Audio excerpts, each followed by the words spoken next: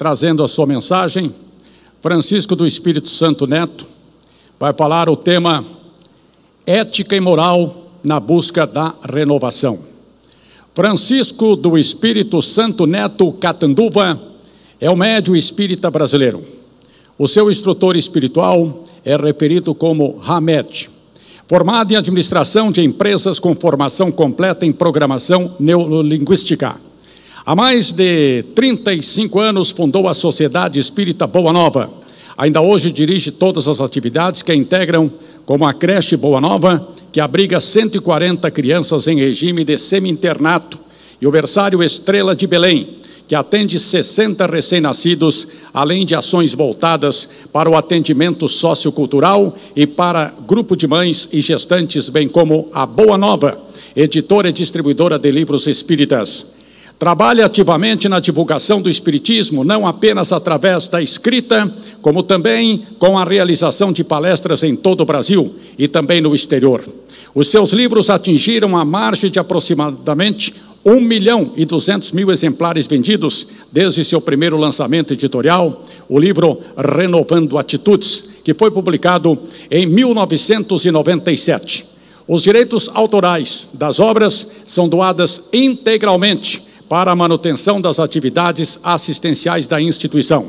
Obras psicografadas, A Busca do Melhor, Renovando Atitudes, As Dores da Alma, Os Prazeres da Alma, Estamos Pronto, A Imensidão dos Sentidos, Fábulas de La Fontaine, um estudo do comportamento humano, Lucidez, a luz que acende uma alma, um modo de entender, uma nova forma de viver, Sol do Amanhecer, coleção Fonte da Inspiração, Espelho d'Água, coleção Fonte da Inspiração, Além do Horizonte, coleção Fonte da Inspiração, Conviver e Melhorar e Adolescência, Causa da Infelicidade.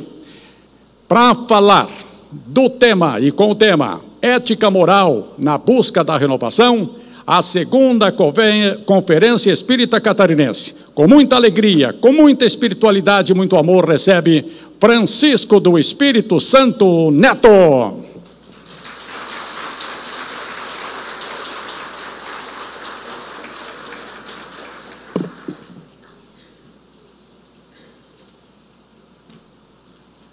Vai segurar? Vai segurar? Se for segurar, eu tiro. Obrigado. Obrigado. Sucesso.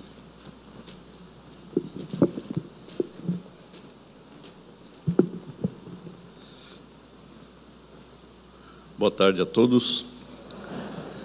É uma grande alegria estar aqui em Florianópolis, depois de longo tempo que aqui estive, e agora retornando com muita alegria. Buda morava com seu pai num palácio numa província da Índia.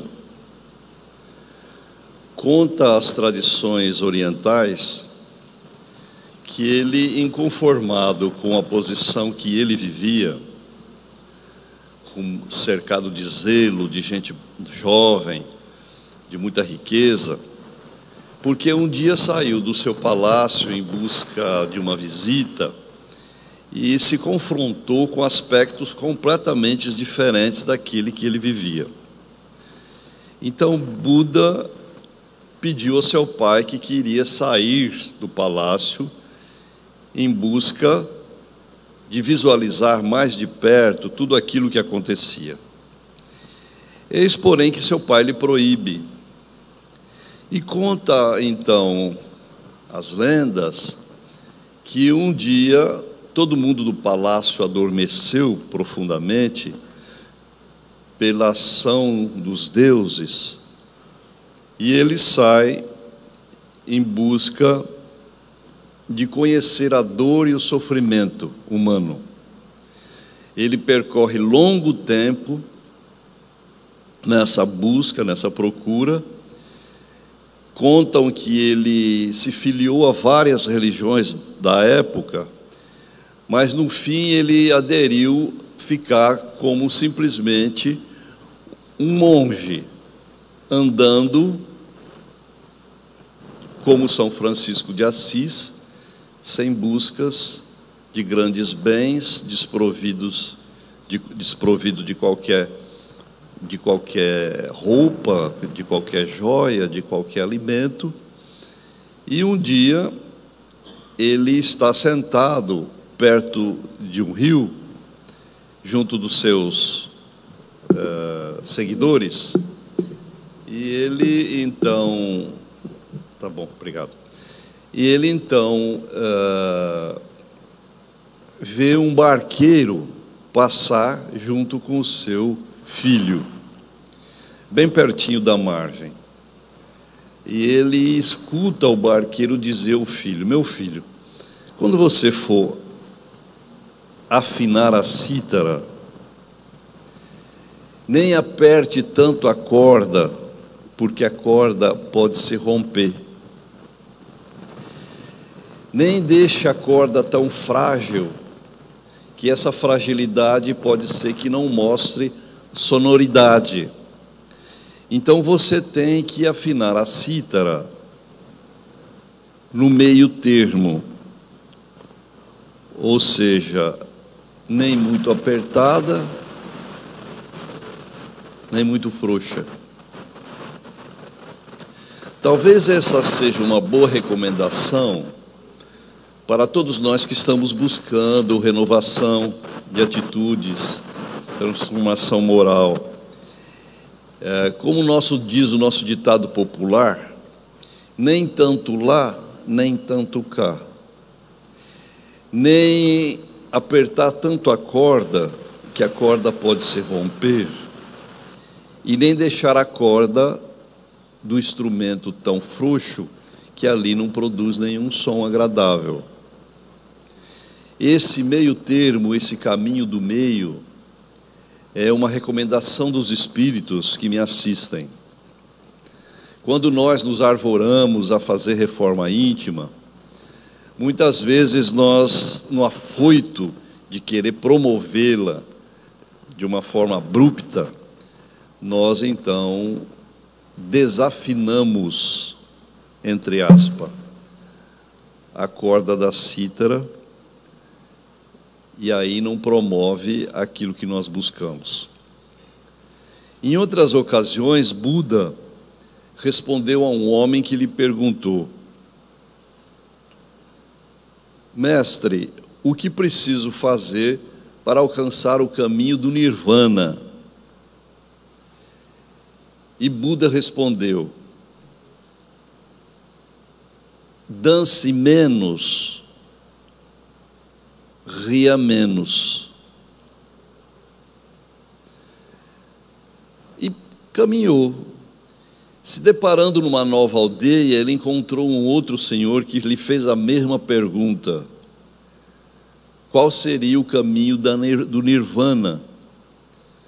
E ele disse ao homem: ria mais, dance mais. Os seus discípulos, vendo aquele disparate, lhe perguntaram: mestre, que incoerência! Para alguns você diz uma coisa, para outros você diz outra coisa. Aí Buda se explicou dizendo: justamente para cada indivíduo nós temos que dar uma resposta, nós temos que ensiná-lo a se localizar dentro do seu parâmetro. Alguns eu digo ria mais, porque ele ri pouco. Para outros eu digo ria mais, porque ele só ri. Então, essa possibilidade ainda explica Buda, porque o caminho do nirvana é uma enorme ponte sobre um abismo, e essa ponte não tem corrimão. Quando eu percebo que as pessoas estão se aproximando muito de um lado esquerdo, eu digo: venha um pouco para o lado direito. Quando eu percebo que as pessoas estão indo muito para o lado direito, eu digo: venha um pouco para o lado esquerdo. Essa talvez seja uma metáfora para que nós entendamos essa questão da renovação das nossas atitudes. Uma outra parábola interessante, que seria bom dizer aqui nessa tarde, é uma história infantil. Havia um galo que todo dia de manhã cedo subia ao alto do seu galinheiro e cantava o seu cocoricó. Atrás das montanhas, uma enorme bola vermelha surgia, trazendo claridade aonde estavam as trevas. Os bichos do galinheiro ficavam boquiabertos, ou melhor dizendo, biqueabertos, diante de tamanha força que aquele galo tinha. Na realidade, esse galo acreditava que tinha mesmo essa força para fazer o sol nascer. Porque ele dizia, sempre foi assim, que o meu bisavô foi assim, que o meu avô foi assim, que o meu pai foi assim, e eu sou subproduto deles todos, então eu tenho essa possibilidade. E a partir de então, ele sempre fazia isso, e os bichos todos ficavam maravilhados. Um dia esse galo dormiu e não acordou na hora certa. Ele era um galo temperamental, porque todo mundo que tem essa pretensão de fazer o sol nascer, entre aspas, ele tem um comportamento meio esquisito. Então ele tomava Lexotan para poder dormir. E um dia o Lexotan não fez efeito. Essa parte da história por minha conta, viu? Não fez efeito e ele adormeceu e não acordou, e o sol nasceu. E todos os bichos constataram que não era ele que tinha essa possibilidade de fazer o sol nascer. E os bichos ficaram, então, zombando do galo, né? Onde antes aplaudiam o galo, né? Isso ocorre muitas vezes conosco, muitas vezes onde nós recebemos muito aplausos, muitas vezes nós somos vaiados, né? É uma questão de tempo para a gente constatar essas coisas. E o galo ficou tão depressivo que nunca mais cantou. Um dia esse galo acordou cedo e cantou de novo. E dizem que um peru mais atrevido perguntou ao galo: "Ô galo, você está cantando para o sol nascer?" E ele disse: "Não, eu não estou cantando para o sol nascer. Eu aprendi que nós não temos ação nem força sobre a natureza. Nós só devemos colaborar com a natureza. Eu não posso mandar na natureza, eu posso colaborar com a natureza." Talvez seja um outro recado importante para nós que estamos fazendo renovação das atitudes. Todos nós somos seres humanos, é bom que se lembre, e somos seres racionais, mas nós somos guiados pela natureza. Então, a natureza, ela que determina muitas coisas na nossa vida, e nós não podemos extrapolar, atropelar a natureza em nós. Os Espíritos dizem que dentro do ser humano correm rios, existem lagos, enfim, existe uma série de subprodutos. Nós temos as nossas veias, mais se assemelha ao nosso sistema neurovegetativo, mais se assemelha às folhas de uma árvore. E então, uma série de comparações que são feitas nos mostram que nós somos natureza também, natureza consciente, mas não deixamos de ser natureza. Então, essa questão talvez nos alerte dessa postura foita de querer nos modificar, vamos dizer assim, a machadadas, né? Nós não nos modificamos assim. Nós precisamos analisar as nossas possibilidades como seres humanos e naturais e ter, então, um pensamento mais raciocinado a respeito dessas coisas. Então, nem tanto lá, nem tanto cá, nem 8, nem 80, como diz o ditado popular, e nos admitir seres humanos, porque o ser humano, então, não controla as coisas. Vocês sabiam que nós não controlamos as coisas, né? O Hamed diz sempre uma metáfora que eu acho interessante. Se nós plantarmos no fundo da nossa casa um pé de laranja e nós fizermos culto do Evangelho do Lar em torno do pé de laranja, regarmos esse pé de laranja com água fluidificada, fazermos uma desobsessão em torno do pé de laranja, o pé de laranja só vai dar laranja quando estiver pronto para dar laranja. Então, as pessoas, elas só produzem produtos, frutos, quando elas estiverem prontas, amadurecidas. Quando elas estiverem, então, com isso tudo formalizado nelas, então elas conseguem produzir. Nós, como nós não nos respeitamos, ou melhor, a maioria de nós, como não se respeita como ser natural, ser humano, nós também desrespeitamos os nossos entes queridos e queremos que eles mudem ao nosso toque de caixa. E não é assim que acontece. Então, na casa espírita, nós temos possibilidade do estudo da água fluidificada, das nossas reuniões mediúnicas, mas isso não quer dizer que nós vamos conseguir nos modificar do jeito que nós queremos. Nós vamos nos modificar até quando nós podemos.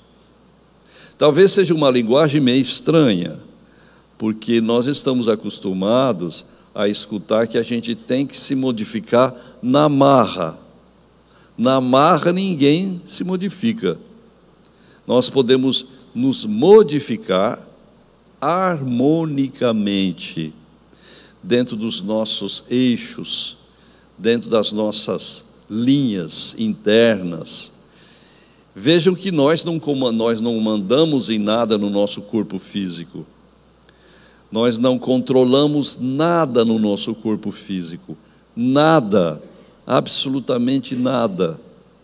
Nós não controlamos o rim, o coração, a corrente sanguínea. Existem milhões de reações acontecendo dentro de nós e nós não temos noção quando elas estão ocorrendo. Nós não controlamos nem os nossos pensamentos. Talvez até tentamos, mas a gente não controla o pensamento. O pensamento vem e vai quando quer, não quando nós queremos. Vejam que, se você diz assim para uma pessoa, você pode pensar em tudo, menos no macaco, ela pensa em tudo e pensa no macaco. Não pense no elefante, aí ela passa a pensar em tudo e no elefante. Por quê? Parece que existe uma compulsão que faz com que a gente não seja obedecido por aquilo que a gente quer. O pensamento acontece na nossa vida e nós não devemos acompanhar o pensamento, porque o pensamento são como nuvens. A nossa casa mental, ela recebe fluxos de outras pessoas, de outros pensamentos. Nós só não podemos acompanhar as nuvens quando as nuvens passam. Nós temos que permanecer fixos, não acompanhando as nuvens. Na metáfora, se você está numa estação de trem e passa um comboio, se você entrar naquele comboio, você não sabe onde você vai parar. Não entre no comboio. Eu tive essa experiência, vocês também devem ter. Em São Paulo, na hora do rush, às 6 da tarde, outro dia eu fui pegar o metrô na Praça da Sé. Quando você fica na frente da porta do metrô, tome cuidado, porque você entra no vagão que você não quer. As pessoas te levam. Se você se segurar, pode ser que você não entre. Mas se você entrar, você não vai descer na estação que você quer, porque as pessoas vão te impedir ou vão te empurrar. Então veja, essa para mim foi uma metáfora interessante, porque é assim que funciona a nossa casa mental. Nós temos o controle da nossa casa mental? Sim, mas depois de muito treino. E para se renovar as atitudes, nós precisamos de ter treino de comando na nossa casa mental. Não querer por querer, mas precisa de treino. Talvez o que Jesus dizia a respeito da oração, e agora modernamente se fala muito sobre meditação, é esse treino interno que existe em você, que você pode ter algum controle sobre a sua mente. Mas se você não tiver isso, se você não exercitar isso, você não tem controle. Você entra no primeiro comboio que aparece. As pessoas te empurram para dentro de um vagão que você não quer entrar. E te tiram do metrô quando você não quer sair. Então vejam que a grande população é a metáfora do mundo que nós vivemos. Você disse assim: eu nunca vou fazer isso. Cuidado que você faz. Cuidado que você entra. Então o que acontece conosco? Nós temos uma cabeça muito dispersa, muito sem comando. Vejam, vocês estão sentados aqui, né? Todos parecem sentados aqui, mas nem todos estão aqui. Muitos já foram embora, o corpo ficou, mas a pessoa está sentada. Vejam que isso acontece necessariamente com todos nós, porque se a gente está sentado aqui, está pensando: o que eu vou fazer depois que eu sair daqui?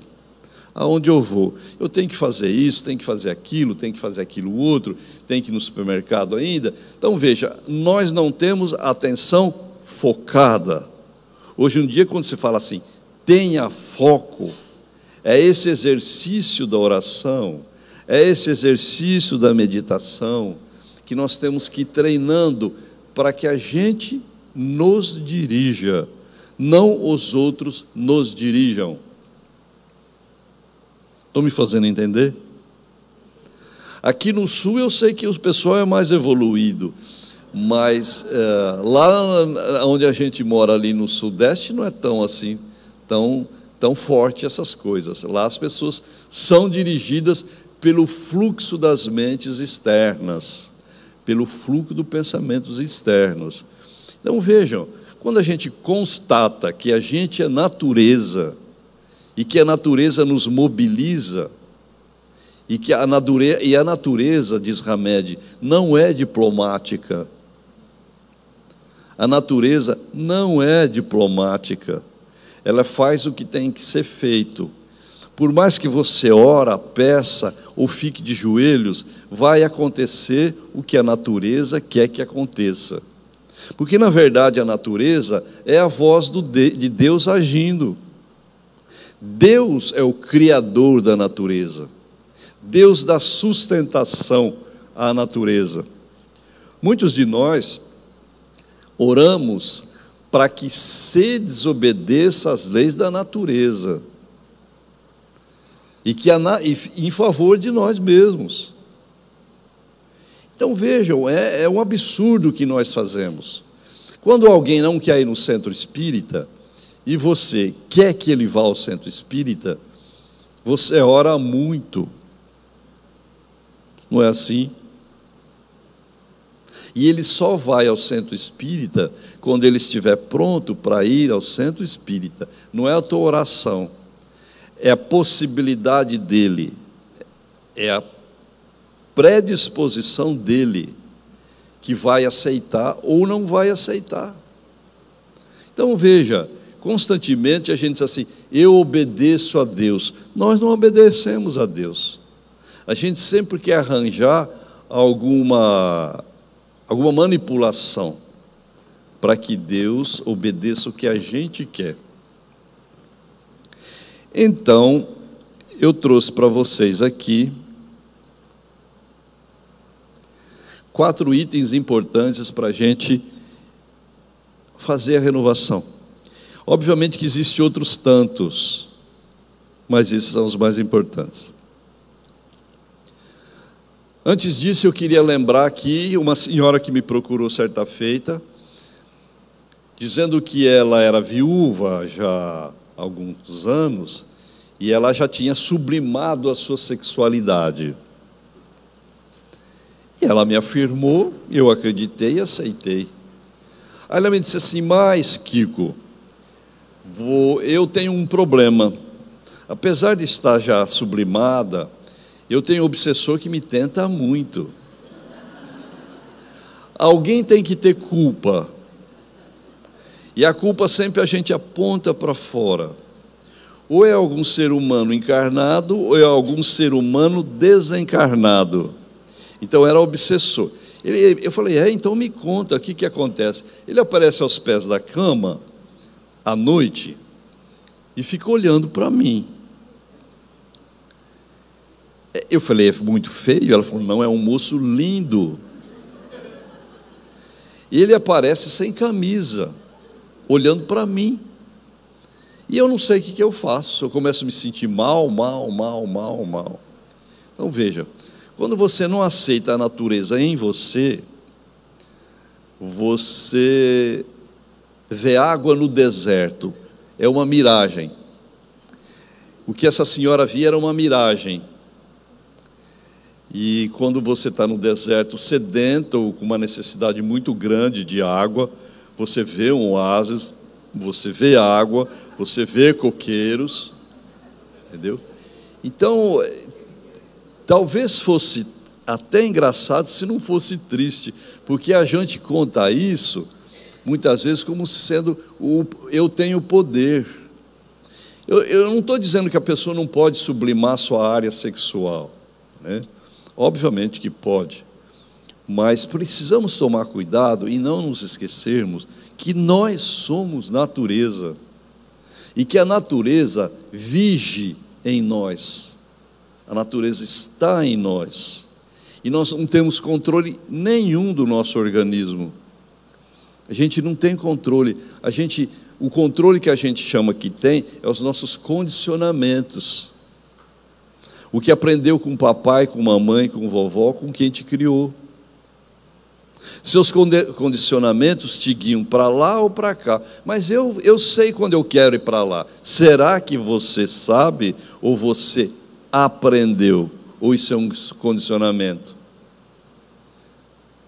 Mas eu não gosto de vinho, eu gosto de uísque. Será que isso você aprendeu, você gosta? Ou isso é um condicionamento? Muitas coisas que nós dissemos que é o meu gosto, não é o nosso gosto, é o nosso condicionamento. É o que foi imposto, é o que foi falado. É o que foi falado que era bonito, o que foi falado que era feio, o que foi falado que é o mal, o que foi falado que é o bem. Porque nós transitamos muitos nessas áreas. Porque nós, se soubéssemos o que era o bem e o que era o mal, nós seríamos felizes. Mas por mais que a gente tenta, a gente ainda está descobrindo. Esse barulho aqui no fundo é chuva? É? Ou ar, será? Bom, enfim, eu também não vou para o aeroporto a pé, né? Vou de carro. Então vejam que, na realidade, nós vivemos muitas vezes sem pensar em determinados aspectos. E um dos aspectos interessantes nossos é justamente escutar os sentimentos. Escutem seus sentimentos. Para relembrar algumas pessoas já maduras aqui, que não é o meu caso, Vocês lembram do Fagner? Sentimentilhado, preso, amordaçado, volta a incomodar. Essa música bem condiz aquilo que acontece conosco. Você empurra uma bola de capotão aqui dentro de uma banheira com água, ela sai aqui. Você empurra um tronco de madeira dentro de um rio, ele sai a colar. Então, os nossos sentimentos negados, nossos sentimentos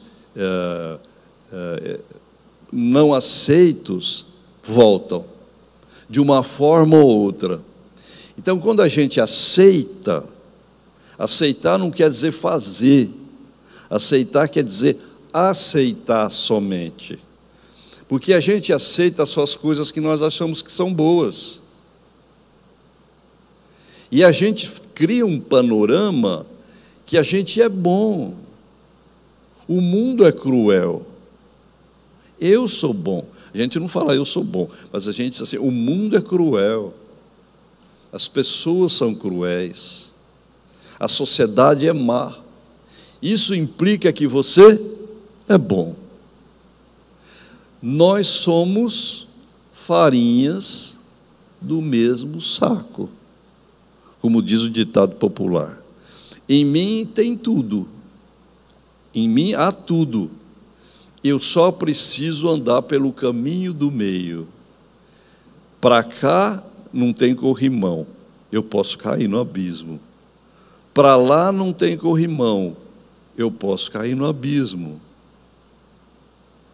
Então, quando eu começo a perceber os meus sentimentos, as minhas emoções, eu consigo aprender por mim mesmo o que eu preciso fazer, como eu preciso caminhar, andar. Então, quando a gente vai na casa espírita, é justamente para a gente se centrar naquilo que tem que se fazer e perceber. Não é para escutar o que os espíritos dizem, ou falam, ou que o orientador do centro fala ou diz. Não estou dizendo que é para a gente desrespeitá-los, mas estou dizendo que é preciso que a gente aprenda a nos escutar. Escutar dentro, escutar a voz do coração. Não é escutar a periferia. Escutar dentro. Que no Evangelho se fala, escute o seu coração. Escutar o coração é a escuta interna. Porque senão nós estamos na casa espírita, entramos e saímos como entramos. Eu passo uma tarde inteira num evento espírita e minha cabeça está matracando. Escuta, para você poder se perceber. Diz que um homem de negócios procurou uma vez um mestre zen. E falou, mestre, estou aqui para que o senhor me ensine o que é os ensinamentos zen. E o mestre, olhando para aquele homem, para aquele industrial, ele lhe deu uma xícara, ficou com uma xícara, pôs chá na xícara dele e pôs na xícara do homem. Só que na xícara do homem, ele continuou pondo, derramando. E o industrial, o homem de negócio, assim, mestre, o senhor está derrubando o chá fora. Diz assim, não, eu não estou derrubando fora, eu estou tentando te ensinar que enquanto a sua cabeça estiver muito cheia, você não tem espaço para escutar nada novo. A nossa cabeça está recheada de muitas coisas. Então, é preciso que a gente esvazie a nossa casa mental. Digira as coisas. Não coma tudo. Não coma tudo. Veja o que acontece conosco quando a gente vai num self-service e tem muitas comidas gostosas. A gente quer comer um pouquinho de cada uma. Você sai de lá verde. Quer ir para casa descansar. Não fez nada, mas quer ir descansar para digerir tudo aquilo que comeu muito. Eu não estou aqui para ensinar ninguém a ter comportamento. Muito longe disso. Comportamento se aprende se exercitando. E a vida nos ensina que nós estamos aprendendo a ter comportamentos bons e melhores vivendo. Então a minha função aqui não é essa. Mas é a minha função aqui também, já que vocês vieram me escutar, vocês precisam escutar o que eu tenho que dizer. Então, quando eu vou agora num self-service, eu aprendi que eu tenho que comer o que eu escolhi e pouco, apesar de estar com uma boa pancinha. Mas não comer de tudo. A gente quer comer de tudo. Hoje em dia a nossa casa mental está superlotada de notícias.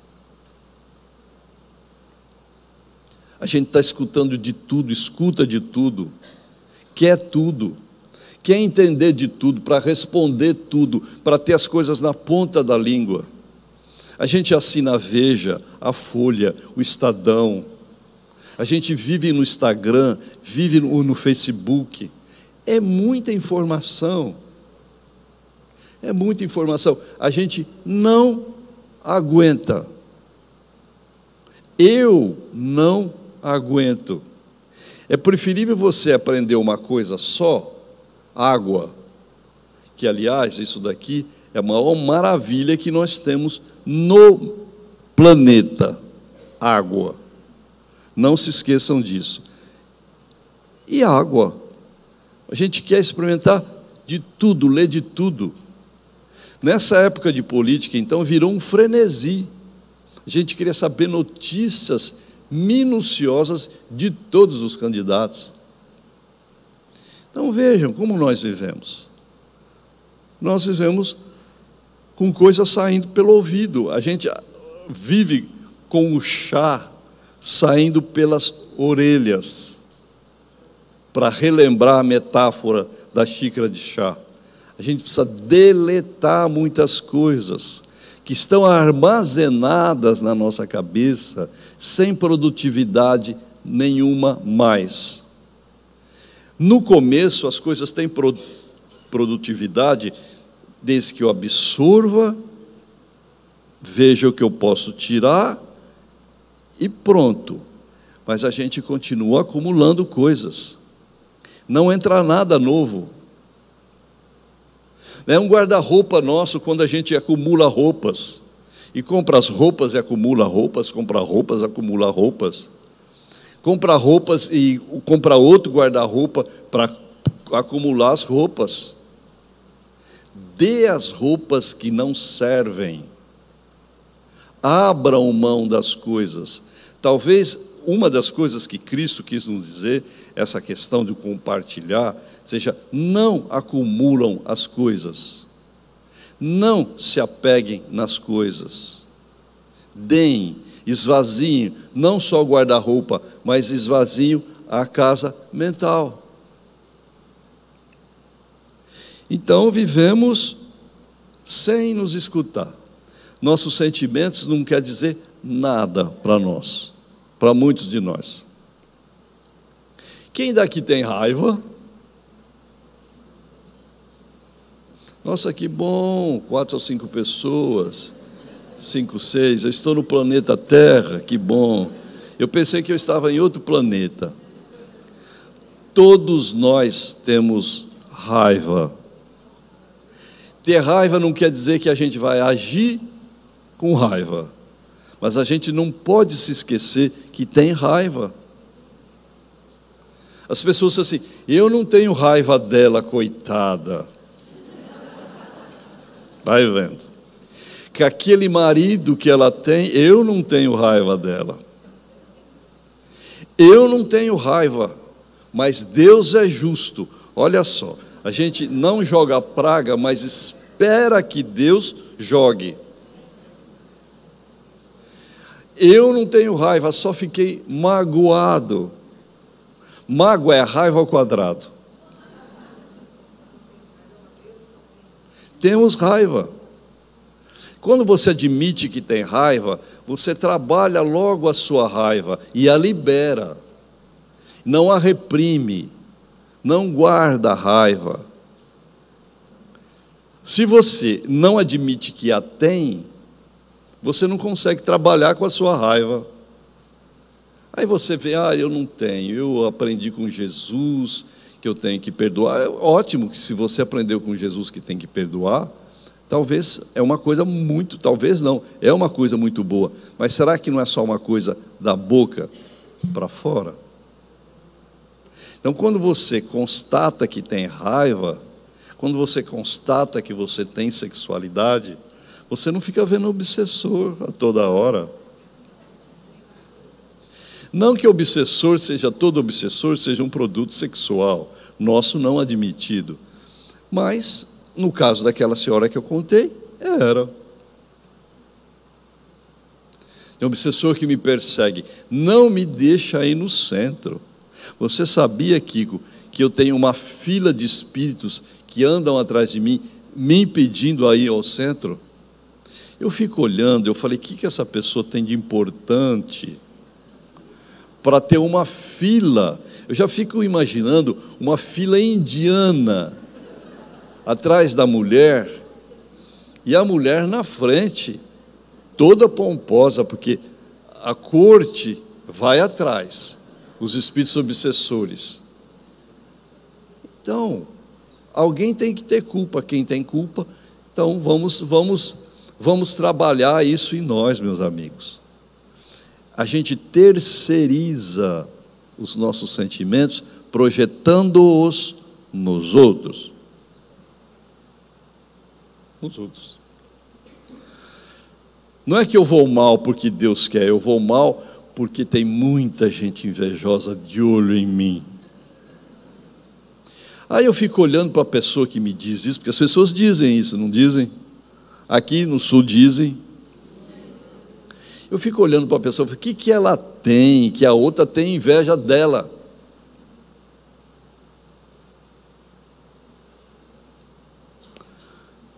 Não é uma crítica, mas é uma constatação. A pessoa não é uma beleza. A pessoa não tem grandes poderes aquisitivos. A pessoa não tem um grande carrão. A pessoa não tem um maridão. A gente não tem um maridão. E as pessoas morrem de raiva dela, por isso que ela não vá para frente.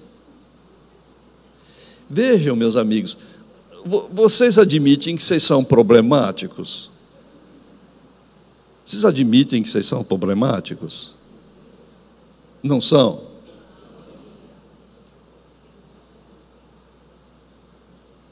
Esse é um grande problema. É um grande problema. Porque quando eu admito as minhas falhas, eu consigo trabalhá-las. Quando eu não acredito que eu as tenha, eu não consigo trabalhá-las. Então, talvez ser flexível, admitir a nossa inflexibilidade, a nossa dureza, a nossa rudeza, talvez seja um problema também que nos impeça a renovar as atitudes. O que nos impede de renovar as atitudes é não escutar os sentimentos, é não aceitar a unicidade de cada um, que cada um é um ser humano, e ser inflexível. A inflexibilidade, quando você não verga, você quebra. Então a gente precisa saber se vergar diante das nossas imperfeições. Porque senão a gente vive no mundo da lua, vendo só coisas boas em nós e ruins nos outros. Eu nunca estou errado. Só os outros estão errados. Aliás, a gente diz assim: eu não tenho problema nenhum. Eu sou o problema. Eu não tenho problema nenhum, tudo bem, mas você é o problema. Nós somos o problema de nós mesmos. Porque a vida não é injusta conosco.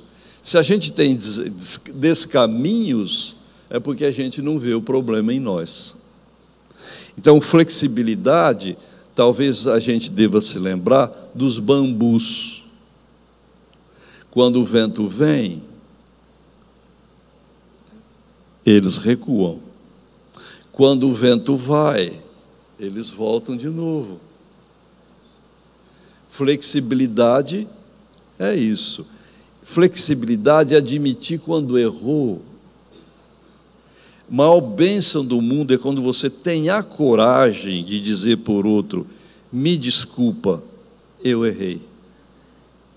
Uma bênção. Me desculpa, eu fui intransigente. Eu não pensei, me desculpe. É lindo isso.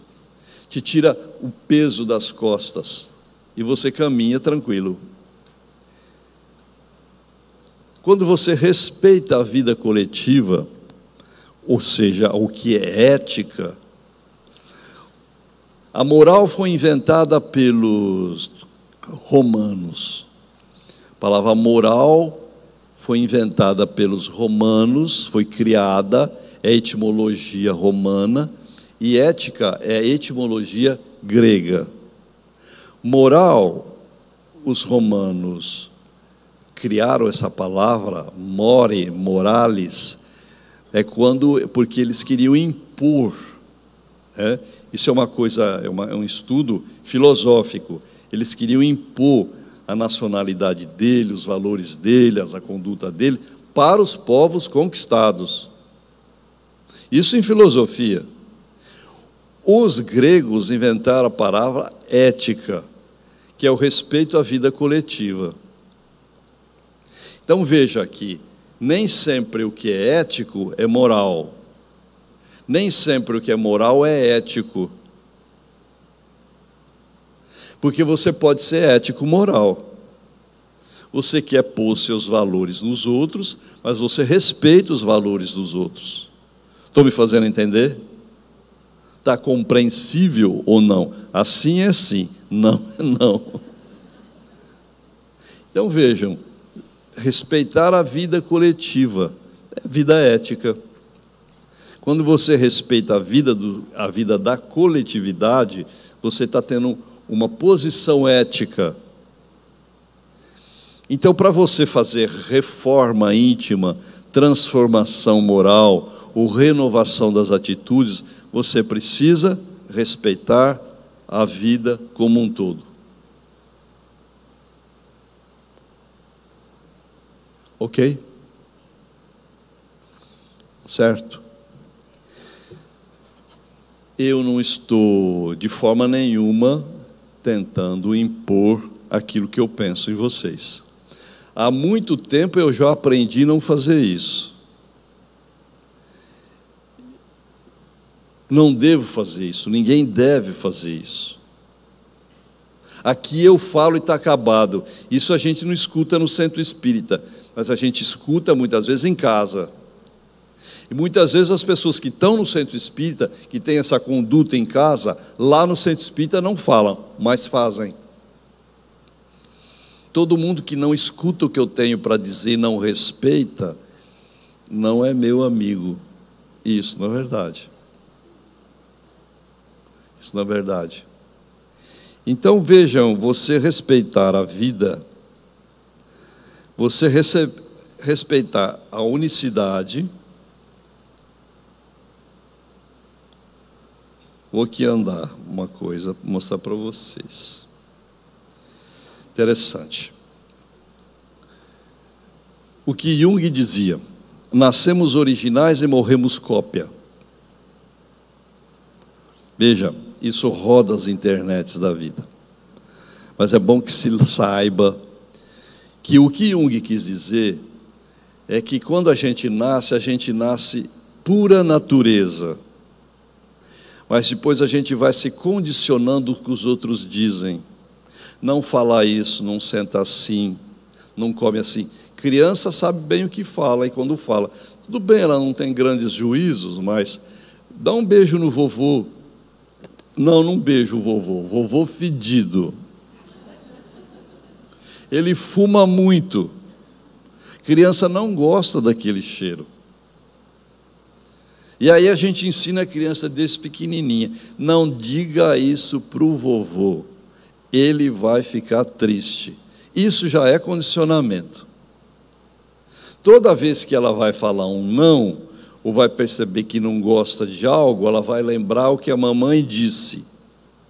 Não diga isso que vovô, vovó, titia vai ficar triste. Ela segura. É uma coisa compreensível. Nós fazemos. Porque de que jeito você poderia falar? Alguém saberia dizer?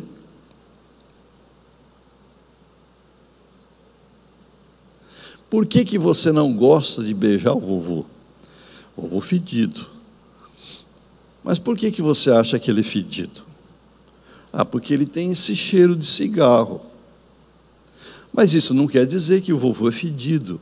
O vovô só tem esse cheiro de cigarro. Você não pode nomear o vovô como fedido, estabelecer para ele esse critério.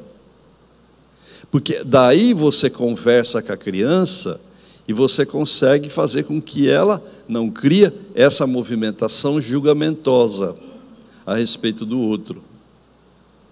Então vejam, nós temos muito que aprender. Eu tenho muito que aprender, eu aprendo todo dia eu aprendo muito, e vocês possivelmente também. Então a gente não pode chegar na casa espírita e falar assim, já escutei tudo o que tinha que escutar. Escutei essa parábola do Evangelho 300.000 vezes. Escuta mais uma vez bem. Vai fazer bem para você. Abra seu campo mental. Talvez seja coisas lá que você não está aceitando, que você não está vendo. Veja essa questão de sentimento. As pessoas dizem assim, eu não sou sovina, eu não sou avarento. Muitas pessoas dizem, eu tenho tudo, mas avarento eu não sou, sovina eu não sou. Às vezes, na grande maioria, nós somos. Porque a avareza não é só quem tem dinheiro e não dá dinheiro, e não reparte dinheiro. É a pessoa que não dá amor, não reparte amor, não sabe fazer carinho, não sabe ser carinhosa. Ela é avarenta dos sentimentos.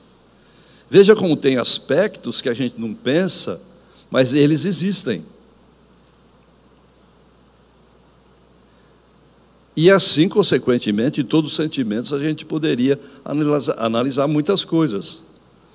As pessoas dizem assim, as pessoas reclamam, meu marido não sabe me dar atenção. Mas como assim? Ele não te escuta? Não, escutar, ele escuta. Mas o que é que ele não te dá então? Carinho.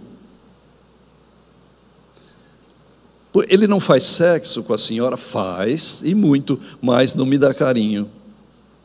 É a mesma coisa, sexo e carinho?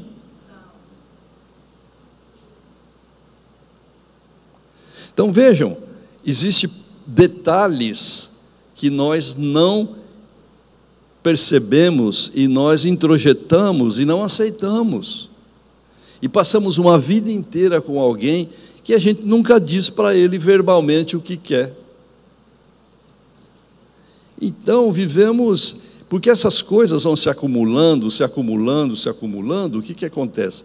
Chega uma hora que sentimento ilhado, preso, amordaçado, volta a incomodar. A gente fica com depressão, não sabe o que é. Só pode ser ataques mediúnicos. É rapidinho que você responde. Eu não estou bem, eu acho que fiquei de energia daquela minha vizinha. Nossa, eu não estou me sentindo bem. Foi no centro. Eu peguei lá no centro, ou eu peguei na rua. Como assim? Não é assim. A gente precisa estar com autenticidade daquilo que sente, que sabe e tudo mais. Então, meus amigos, diz André Luiz no livro Respostas da Vida: nas dificuldades do dia a dia, esqueça os contratempos e siga em frente, recordando que Deus esculpiu em cada um de nós a faculdade de resolver os nossos próprios problemas. A gente tem condição de melhorar. A gente tem condição de resolver os nossos próprios problemas. Deus esculpiu em nós uma possibilidade da gente se resolver por si só. Então a gente precisa terminar dessa dependência. As religiões nasceram para terminar com a nossa dependência, e muitas religiões se transformaram nas próprias aceleradoras da dependência. Muitas religiões fazem isso, de uma forma subliminar. A gente fica dependente. Vejam que eu escutei um pedacinho da palestra daquele senhor que falou aqui, antes de mim, como que ele chama? De São Paulo? Alexandre. Ele disse que na casa espírita dele, eles aboliram o passe. Não porque não serve, mas eles queriam terminar com essa dependência. Foi isso que eu escutei? Porque também, às vezes, a gente escuta o que quer, não é? O outro fala, você escuta o que quer. Mas ele disse isso, eu achei muito interessante. Não é uma coisa que precisa se estabelecer em toda a casa espírita, mas na casa espírita que ele frequenta, eles acharam bom fazer isso, como demonstração que muitas vezes a gente pode nos permitir a não tomar passe. Na nossa casa espírita em Catanduva, estado de São Paulo, lá muitas vezes a gente aplica o alto passe. Meus amigos, hoje não vai ter passe.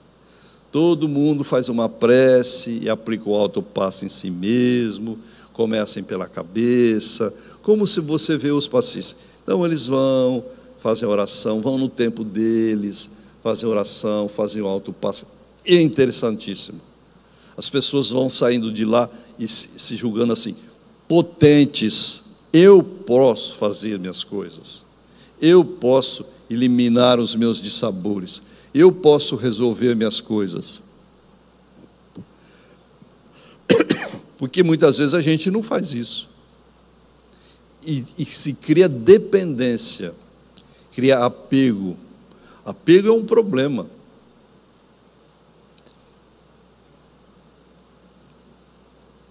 Vocês são apegados? Sim, sim, não, não. Sim. Olha que bom, acho que é tão bom quando as pessoas dizem sim. Hã? Mais ou menos? Ótimo. A gente tem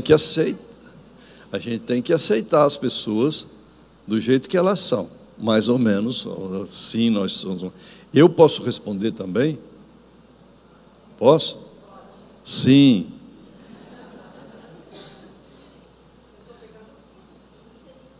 Apegado a si mesmo.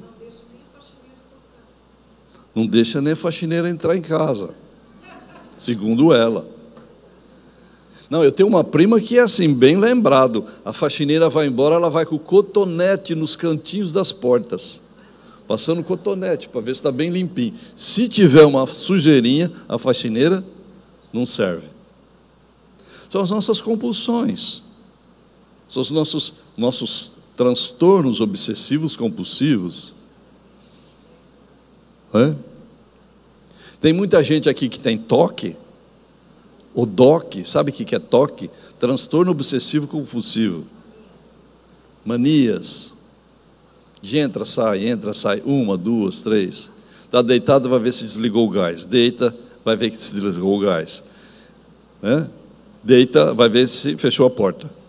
Deita, vai ver se fechou a porta. São esses transtornos internos. Veja que nós temos uma série de coisas para trabalhar, nós com nós mesmos. Então, meus amigos,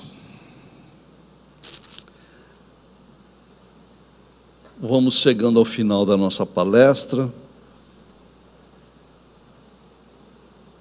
Ler uma frase aqui de Hamed: toda a vida em nós e fora de nós está em constante ritmicidade. Por que então desrespeitar os mecanismos de que se utilizam as leis divinas na evolução? Por que nos afligirmos e tentar mudar o imutável?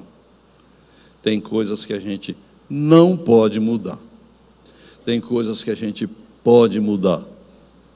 Então, companheiros, precisamos determinar essas coisas por nós mesmos. Não é ninguém que vai dizer, você pode mudar isso, você não pode mudar isso. E eu só vou dar um exemplo para vocês. A gente não pode mudar o outro. A gente só pode nos mudar. O outro, quem muda, é ele.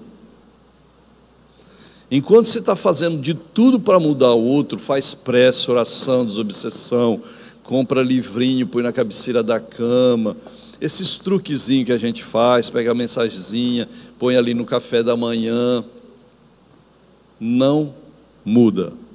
Você pode se mudar, o outro você não pode mudar. Então, perceber isso já é um grande caminho para a nossa renovação. Se amem, se gostem muito, se perdoem. Se amar e se gostar não quer dizer que não se vê com pecados, entre aspas. Não posso mudar o mundo, mas posso mudar o mundo em mim. Mudem o mundo em vocês. Em vocês. Param com essa compulsão de mudar o outro. Porque eu acredito que aí começa o processo muito bonito que se chama renovando as atitudes. Deixo aqui então a frase de Pitágoras, que nem foi só um matemático famoso, mas ele foi um filósofo também. Ajuda teus semelhantes a levantar a sua carga, porém não a levá-la. Não leve a carga de ninguém, meus amigos, em nome de caridade, em nome do que você quiser chamar, porque você só vai poder carregar a sua. A do outro você pode ajudar, levantar. Toma, é sua. Ah, mas aquele dia você me ajudou. Aquele dia eu ajudei você a levantar. Você carregou? Não, não carreguei, mas ajuda de novo a levantar. Então tomem cuidado com essa repetição, né? Porque muitas vezes a gente passa uma vida inteira não levando a nossa carga, querendo levar a carga alheia, que não é uma boa pedida. Muita paz a todos, obrigado pela atenção, foi muito agradável estar aqui com vocês. Não posso mudar o mundo, mas posso mudar o meu mundo. Muita paz. Obrigado. Obrigado.